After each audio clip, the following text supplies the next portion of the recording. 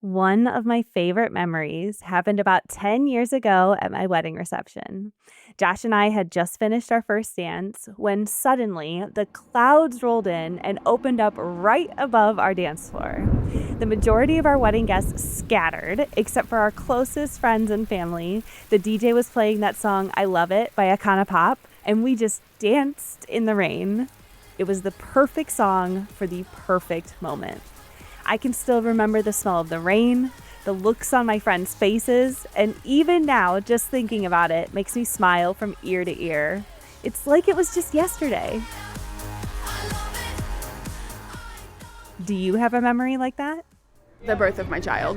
I was thinking about the Taylor Swift concert. I remember being in the crowd and just thinking, oh, this is like pure happiness. We'd always go to the same beach, and I remember several times at least going into the water with my mom and dad. Disney World. I have a good memory of my husband, and this was before we were together. He came in one night at work, and he smelled really, really good. And he came up behind me, and I remember thinking, oh, I kind of like him. Aww, I can't get enough of these stories. I wonder if she remembers what her future husband was wearing, or what the weather was like that day. Because for me, as much as I can remember about my wedding day, like how the steel drums played as I walked down the aisle, or how terrible my hair looked after I danced in the rain, there are a lot of other details that have seemingly vanished.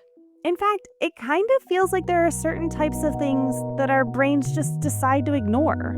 Like where I parked the car at the airport, I cannot for the life of me remember what I did the night before.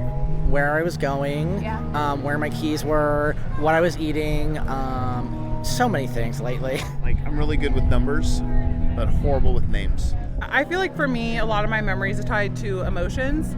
So a lot of things that aren't tied to emotions, like everyday tasks, I tend to forget, but a lot of traumatic things, I tend to remember all the time, and they're just always at the forefront of my mind. So I have a love-hate relationship with memory in general.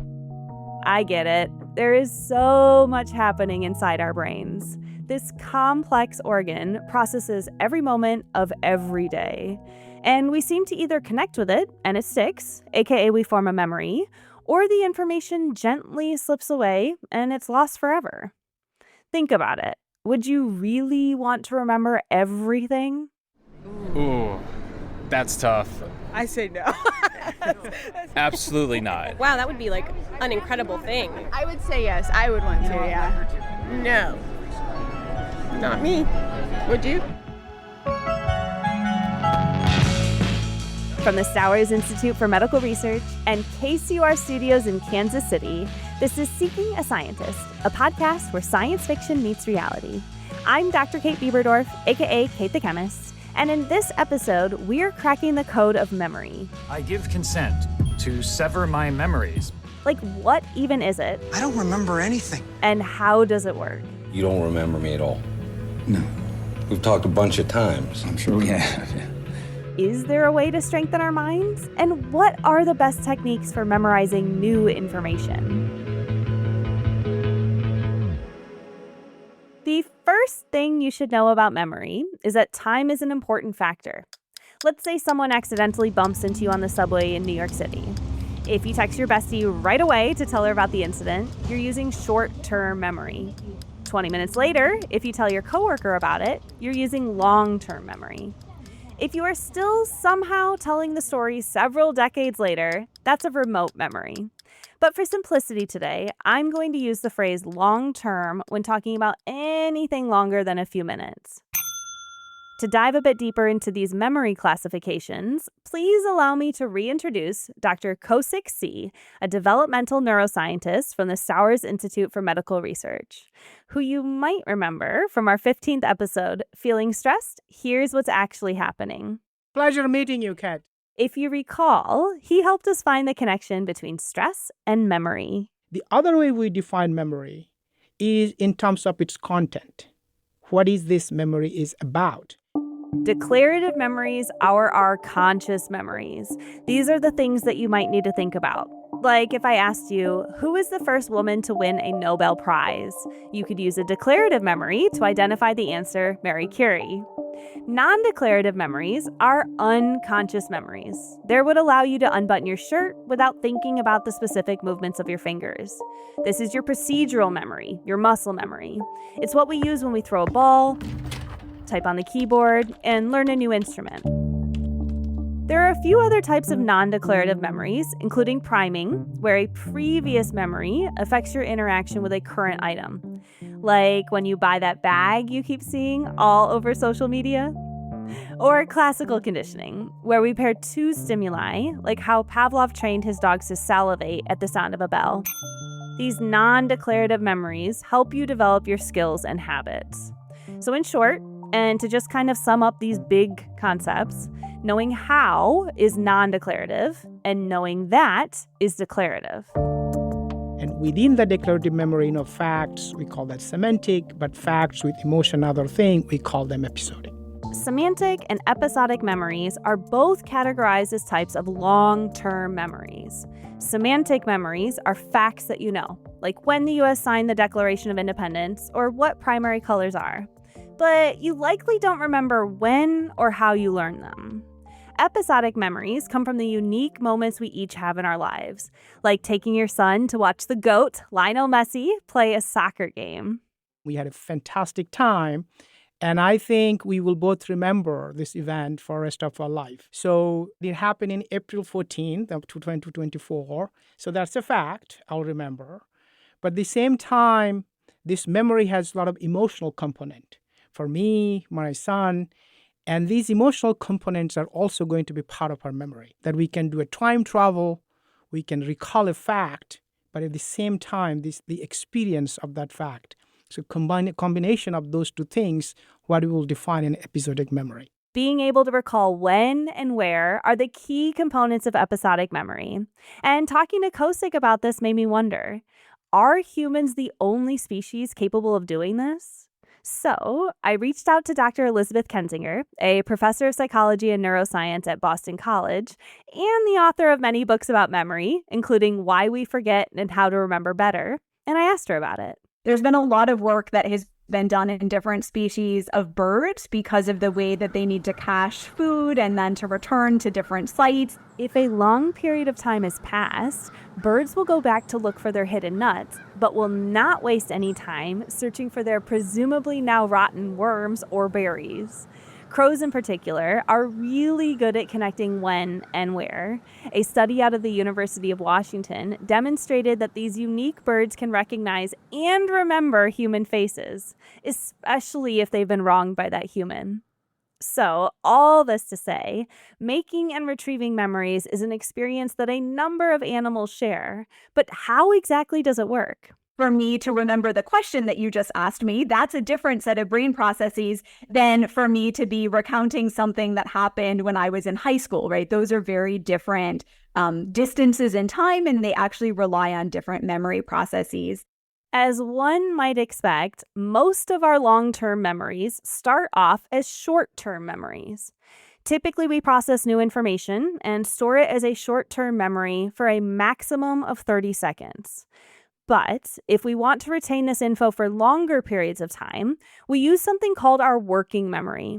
Working memories occur when you temporarily try to hold information in your brain, like if you're attempting to memorize a phone number or grocery list.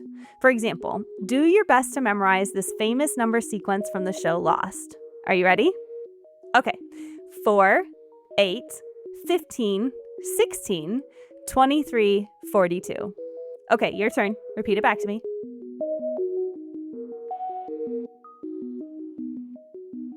How'd you do? Did you say 4, 8, 15, 16, 23, and 42? Don't beat yourself up if you didn't get it right. Trying to commit a number series to memory is hard enough, but if you're interrupted or distracted while doing it, it can become a nearly impossible task.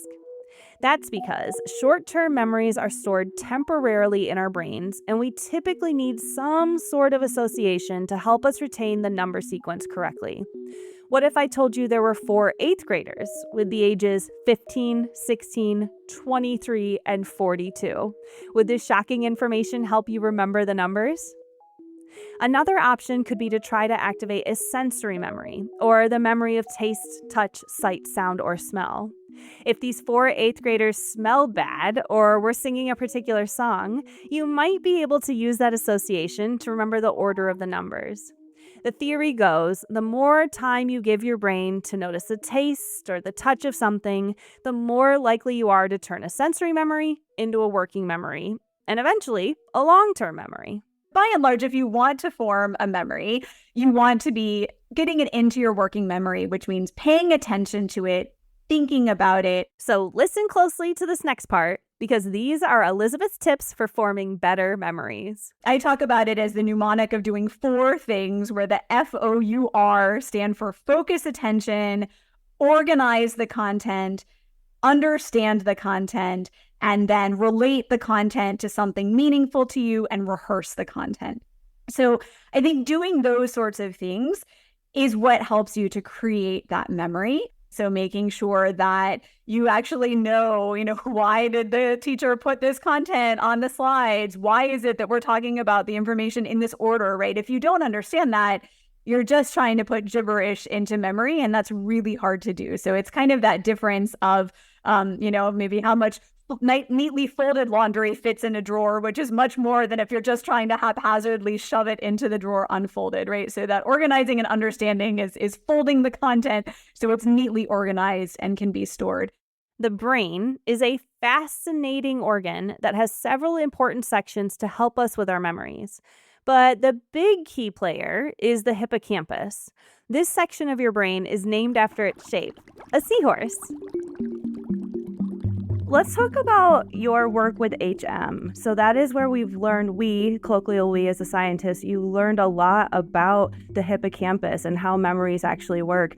Can you share your experience? What was it like meeting him, interacting with him, and define who he is for the listeners? Henry was, arguably the most famous patient in all of psychology and neuroscience because when he was a young man, he had epilepsy that was not treated well by medication. It was really holding him back. He wasn't able to complete high school, to get a job, to live any type of independent life because of the severity of his seizures. And so his family agreed for him to have an experimental surgery. In recent decades, scientists have made great advances in understanding how and where the human brain makes and stores memories, a key part of forming our identities. A man who unwittingly helped them do it, Henry Mollison, who underwent a lobotomy in 1953 intended to relieve his epileptic seizures. Both sides of his hippocampus and the surrounding tissue were removed in an attempt to cure the epilepsy. As soon as he came out of the operating room, it became clear that he was no longer able to create new memories. From that moment forward, he never could form another memory to which he had robust conscious access and those types of details. So from the age of 27 until he died, 50 plus years later, he wasn't able to form those types of memories. But what people soon realized, and there was a brilliant scientist, Brenda Milner, who's still alive today, who did a lot of the pioneering work with him. She was very savvy in thinking about tasks to be able to give him to try to figure out what exactly was disrupted after this surgery. And what she realized was that, yes, there were all of these memory abilities that he didn't have, but actually he did still have the ability to perform a lot of what we call procedural memories. That idea of playing a piano song, riding a bike, right? Those sorts of skills, not only did he still have them, the ones that he'd already acquired prior to the surgery, but actually he could learn new skills, new procedures. This landmark discovery revealed that the hippocampus is critical for certain memories, but not all memories. So for the first time, we realized that we don't need the hippocampus for procedural skill learning, for creating muscle memory. Elizabeth learned all about Henry during her undergraduate studies, so when she was given the opportunity to work with him as a graduate student at MIT, she went for it. It was just an overwhelming in the best sense, of that word to meet him, because he had done so much for the field, and you hoped that maybe he had some glimmer of understanding of everything that he had contributed. We would always, explain to him that he was participating in a research study and he could stop, and, all of the usual things that you would tell someone participating in science. And his answer was often, I'm happy to do this, and I just hope that what you learn from me will help others.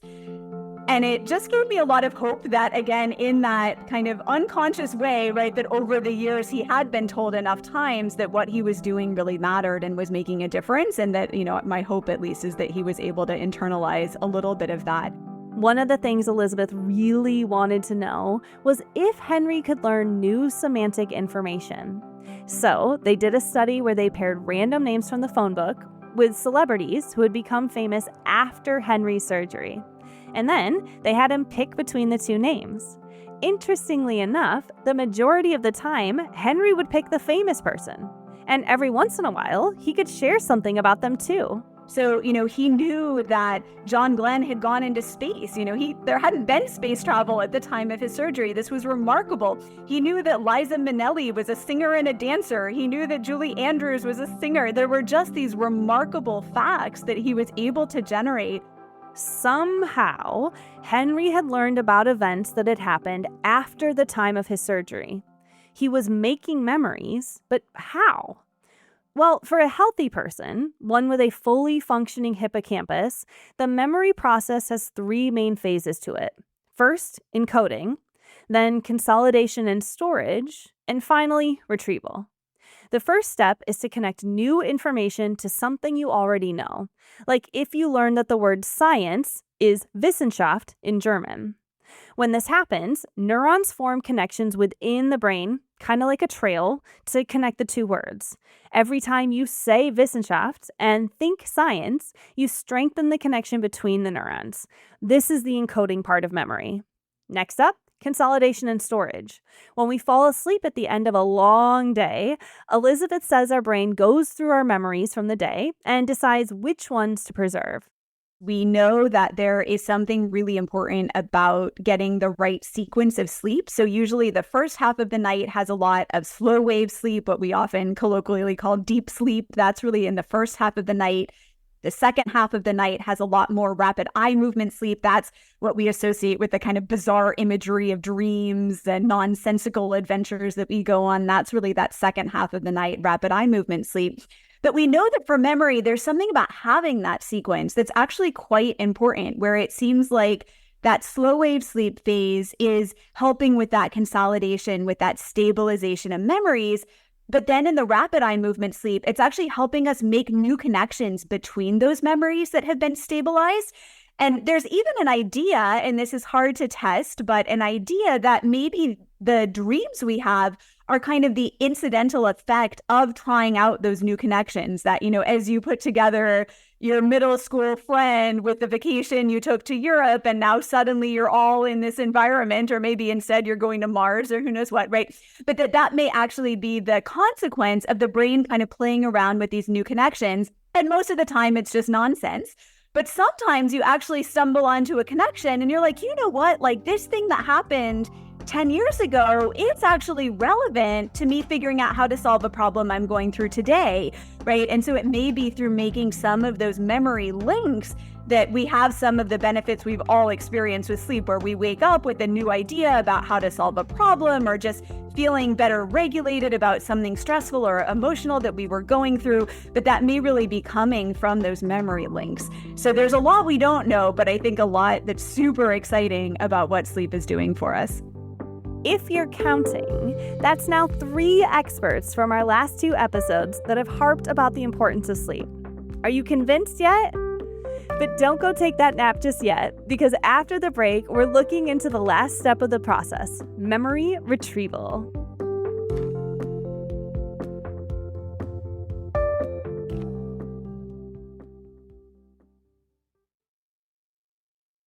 Before the break, we talked about how we encode a memory by making new neural pathways in our brains, and how we consolidate memories while sleeping by converting short-term memories into long-term memories. But arguably, the most important part is the third and final step, the retrieval of the memory. What's the last thing you remember? Remember me? Your old pal Hunk? Me? Hickory? You couldn't forget my face, could you? A common misconception is that when we think of a past memory, our brain just pops in a DVD and then we simply rewatch the movie in our minds. But that's not the case. Instead, each part of the memory, like the smell, sound, or taste, is stored in a different section of our brain. And then all these sections are tied together with string, connected at the hippocampus. So, when you attempt to recall a memory, your hippocampus pulls on the respective strings, and then your brain reassembles the memory. And since you are literally rebuilding your memories from the blueprints in your hippocampus, your experience with a triggered memory can be different from day to day. Sometimes you might focus on the sound, whereas other times you'll think about the smell. It really just depends on what triggered that memory in the first place. Where were you on the night of November the 15th? November the 15th? Yes. And all this brings me to false memories, how people form a memory about an event that didn't actually happen. The topic is heavily debated, but there is some evidence to suggest that the environment in which you learn and then recall the information could potentially affect how the memory is stored in your brain. For example, I used to conduct a false memory experiment for a bunch of middle schoolers in my forensic science camp. One of my volunteers would run into the room, steal my purse, and then run out the door. Y'all, the student reactions were hilarious. Some would be adamant that the thief was a woman. He wasn't. Others would give very clear details about my purse's stripes. It had polka dots. The descriptions were all over the place. It was such an insightful experience that I now second guess every eyewitness testimony I hear, especially if the witness is trying to recall a memory from a long time ago. So now you're probably wondering, how do we try to avoid incorrect memories? Elizabeth recommends the 2 Ps: pay attention and practice. To get information in, number one thing is focus, pay attention, stay in the moment, try not to let your mind be distracted by everything else. Terrible feeling About what? that we didn't do something. What else could we be forgetting? People are often asking me things like, what's the best way to multitask? But the answer is don't do it. Just don't multitask. Our brains can't do that. So try not to. But it's so rare in this day and age that we have the opportunity to just sit and focus on the content that we want to remember without either having our internal to-do list or without having our phone pinging us and drawing our attention away. And try to avoid stress. Those poor kiddos were so freaked out that my purse was stolen. Stress and anxiety around memory can actually exacerbate a lot of the problems, and it leads it to be the stuff you're ruminating about, as you're going to sleep, as you're thinking about your day. So I think there are kind of overlays where there are the memory problems themselves, which are in of themselves frustrating, but then there's the anxiety that gets layered onto that can actually worsen those memory failures as well, and that we don't experience as younger adults until we start to worry that it might be the sign of something. I have noticed that when I'm stressed or if I'm going through a big life moment, I feel like my memory doesn't work as well because I'm distracted. I'm not paying attention. How do we improve this? I think when it comes to retrieval, that stress piece becomes really important. So you're right that stress is disruptive to the memory system. It turns out that the hippocampus has a lot of cells that respond to stress hormones. And so it is one of the first regions to get kind of overrun by the effects of stress, right? It's quite sensitive to the effects of stress. And so memory really is one of the first things to suffer when we start to get too stressed. But stress is particularly bad for memory retrieval because you can imagine that, in evolutionarily, stress is a signal that there's something that's a threat in the environment. And so stress is telling our brain, use all of your resources to figure out what's going on and to figure out how to survive the current moment, right? And probably this would be a really bad time to be reminiscing about this thing that happened a decade ago or trying to form some new association, right? That's not the priority.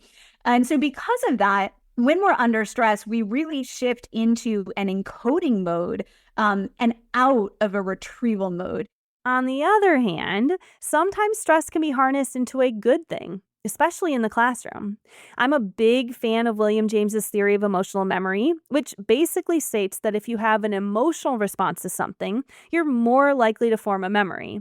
So, when I set my hand on fire in the classroom, the students immediately want to know how I'm not screaming in pain, and the answer is the chemistry lesson of the day. In these situations, the stress or high arousal of emotions can put my students' brains into that encoding mode. And so when you do something like light your hand on fire, everyone has a bit of that type of response. And then I think you're probably getting that window of time where they're encoding not only that your hand is lit on fire, but also whatever else it is that you're telling them. And I think especially if what you're telling them is connected to what they're seeing and to what caused that emotion, that's really likely to work. Where things might go awry is if you lit your hand on fire and then tried to teach them something totally irrelevant to that. Actually, what the science shows is that they're still going to be thinking about your hand, right? And they're going to actually not be paying any attention to what else is going on, and they might actually forget that. But I think here you're leveraging that stress, that high arousal emotion, but then you're teaching them something related to it. And so you're able to capture that through that association. But obviously, that doesn't always work perfectly. If that were the case, all of my students would have aced their thermodynamics exams. Sometimes, no matter how hard we try, memories can just disappear. Like when you're trying to recall the name of a restaurant and it's right on the tip of your tongue, but your brain just draws a blank. Our experts stress that these situations are totally normal. They happen to everybody. It's when these moments of forgetfulness increase in frequency. That's when we need to be concerned. So dementia is an umbrella term that basically means anything that disrupts our ability to function independently in day-to-day life and typically has associated that it's progressive. So it's going to be worse next year than it is today. But within dementia, there are lots of different forms of dementia, and they all can actually affect different parts of the brain, different pathways that affect memory. And so the particular type of disruption to memory that is going to result is going to depend on the type of dementia. So I think when a lot of people hear dementia, they automatically think Alzheimer's disease because it is one of the more common, more prevalent forms of dementia. And for Alzheimer's disease, the hippocampus that we've been talking so much about is one of the regions that is quite affected, and it and the surrounding tissue is affected quite early in Alzheimer's disease and the progression of the disease. So there you're going to get a lot of disruptions in episodic memory, in that ability to have these rich memories for what has happened. And it turns out that because long, long ago memories end up more like semantic memories, they're almost like facts that we know about ourselves and things that happen to ourselves, those memories are relatively well preserved in Alzheimer's. So someone with Alzheimer's can talk about their childhood. They can talk about something that happened 20 or 30 years ago. What they're really going to struggle with is talking about something that happened yesterday, last week, last year, these more recent memories that are episodes, right, that require all of that context. If you know someone who has been affected by dementia or Alzheimer's, you know how gut-wrenching it can be to watch someone start to lose their memories. Our stories are a unique part of what makes us human, and when they start to disappear, it's almost as if a piece of our personality goes with it. There are some newer medications that can slow the progression of the disease, but you need to act immediately when you start to notice symptoms. So pay close attention to your older loved ones and do not hesitate to contact a doctor if you think something is off. All that being said, in general, don't panic if you temporarily can't remember a fact or figure. When this happens, Elizabeth recommends trying to recenter yourself. Take a few deep breaths and remind yourself that this situation is a consequence of stress. So if you can relax a little bit, the information you're searching for will hopefully start flowing back into your mind. And if you can't remember someone's name, don't just throw out random other names that sound similar. Instead, try identifying things you definitively know about them, like their favorite foods, or where you met, or what they do for a living. Like if they are a character on Lost, you could try to regurgitate the number sequence from earlier. By the way, do you still have it stored away? Was your brain able to convert it from a short-term to a long-term memory? 4, 8, 15, 16, 23, 42. We'll post a poll on social, so be sure to let us know if you got it right. All right, friends, that's it for now. But before I let you go, I wanted to share both Kausik's and Elizabeth's answers to my silly this or that questions. So, would you rather go on a road trip or fly internationally? Road trip. Fly internationally. Talk like Yoda or breathe like Darth Vader? Oh, breathe like Darth Vader. Definitely breathe like Darth Vader. Be blue like Avatar or hairy like Chewbacca? Blue like Avatar. Well, I think blue would be my preference. Me too. That one, I cannot imagine anybody picking the other one, but that's, you do you, whatever. And now, just because I'm a chemist, I have to ask, do you happen to have a favorite element? I don't. What a disappointing answer. It's okay. So many people say it. It breaks my heart. I grew up thinking everybody had a favorite element, and I'm now realizing I might be the minority. So you're good. No worries. It will be rubidium. Why? Because I see it right behind you. So you just picked one? You cheater! I would say helium because you experience it, it's associated with happy memories. Okay, this is the last question of the entire interview. Yes or no only. Is it true that we only use 10% of our brain? No. No. Untrue. Does that drive you crazy? It drives me crazy, yes. Where did that come from? Why do people think that? I don't know. Yeah. There are so many myths where I don't know where they came from. And that one, it doesn't even feel like there's like the grain of truth to it. Like some you can kind of imagine what got said and then simplified. But that one, I have no idea.